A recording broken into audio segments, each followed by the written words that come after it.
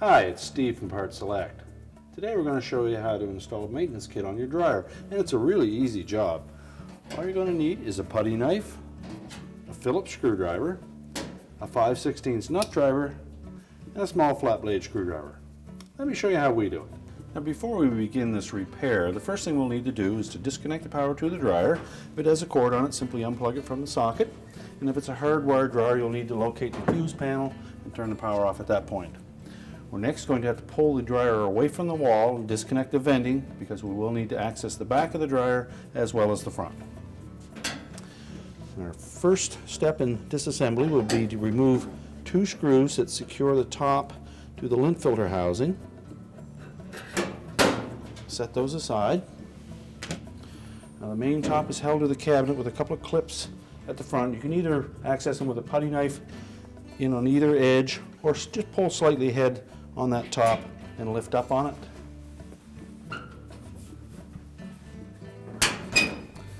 And tilt it back and lean it up against the wall, or have somebody support it. Next, we're going to disconnect the wire harness to the door switch assembly. So with a small flat blade screwdriver, go in under the edge of that connector and release the locking tab.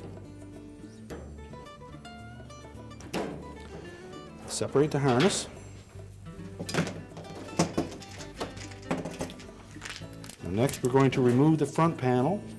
There are 2 5/16 screws. The back side, we'll remove both of those.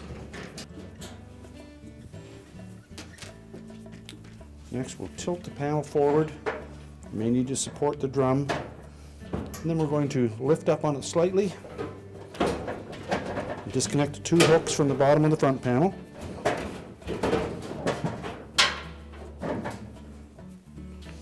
There are 2 clips at the bottom of the cabinet that fit into some rectangular holes on the bottom of the front panel. So we'll set that aside. Next we're going to release the belt from the idler. So we'll reach in and release the tension on the idler, and then we'll roll the belt off of the motor pulley.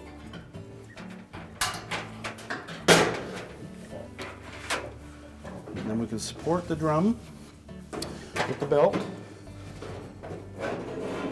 and remove it through the front of the cabinet.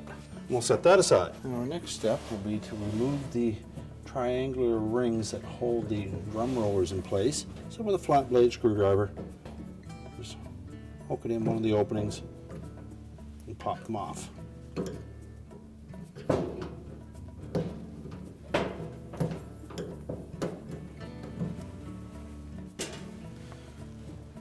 Slide the drum roller completely off of the shaft. And we'll remove the rear triangular ring as well.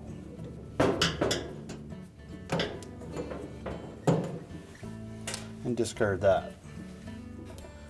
Make sure the shaft is clean and not scored. And we'll take one of the new rings that comes with the kit.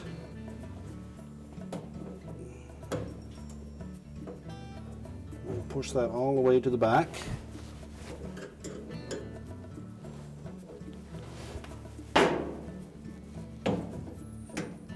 Make sure it locks into place.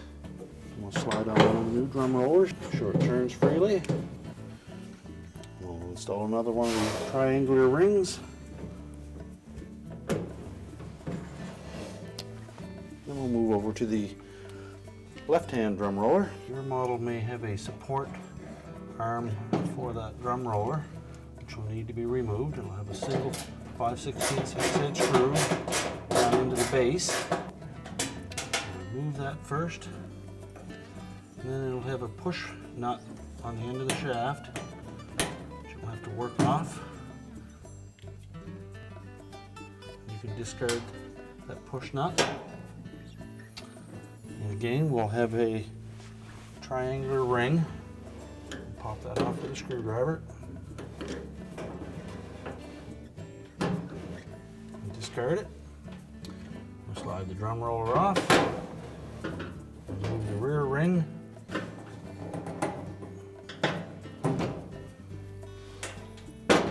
Clean that shaft. Make sure there's no scoring on it. Install a new triangular ring.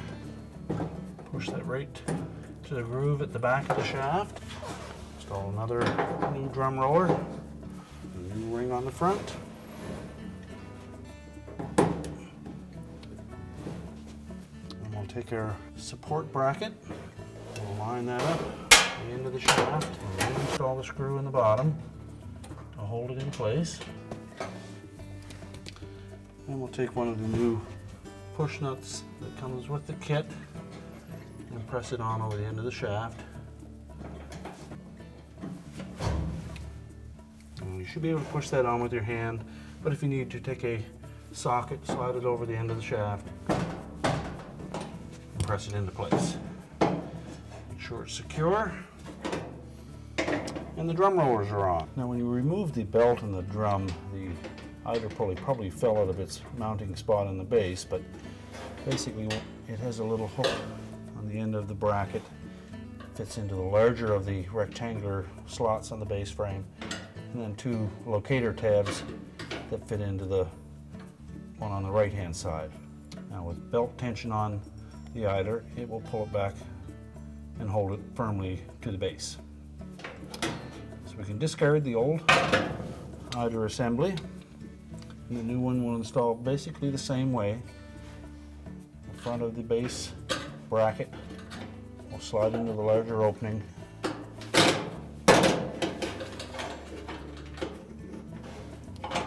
the two tabs at the rear will fit into the smaller slot.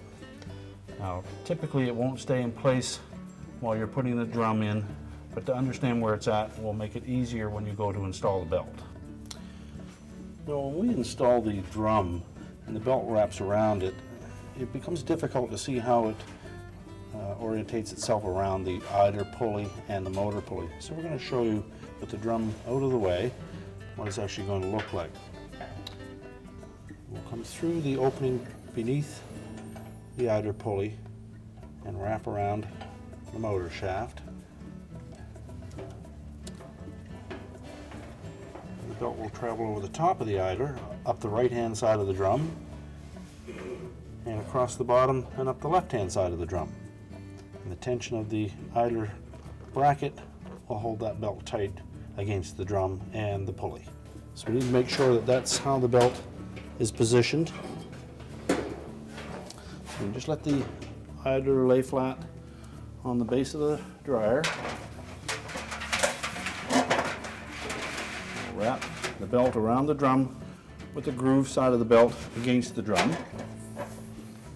And we'll lift it into the cabinet, set it up on the rear rollers. Make sure that it's firmly on both rollers.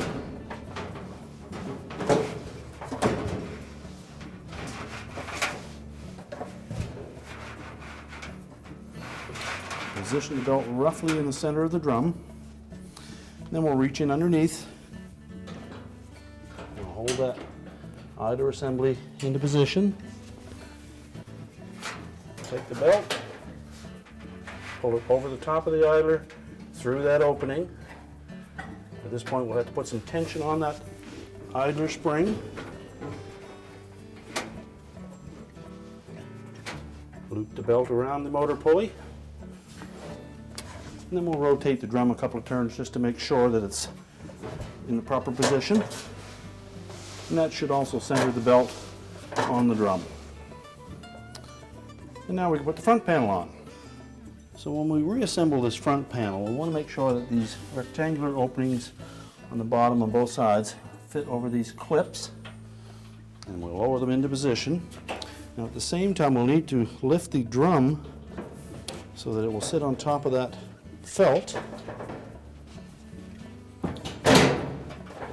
Make sure that both corners have dropped into position. Again, lift the drum up, make sure that it fits over that felt. We can rotate the drum a bit just to let it slide on easier.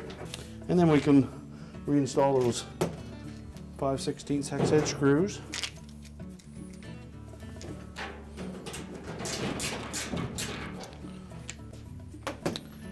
And remember to reconnect the door switch harness and make sure that it engages the locking tab.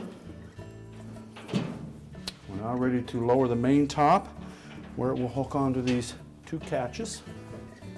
And you just pull that a little bit forward until it snaps into position. And then remember to put the two Phillips screws that hold the lint filter housing to the main top. Now we're ready to reconnect the exhaust vent and reconnect the power, and our repair is complete. I told you it was an easy job. Thanks for watching, and good luck with your repair.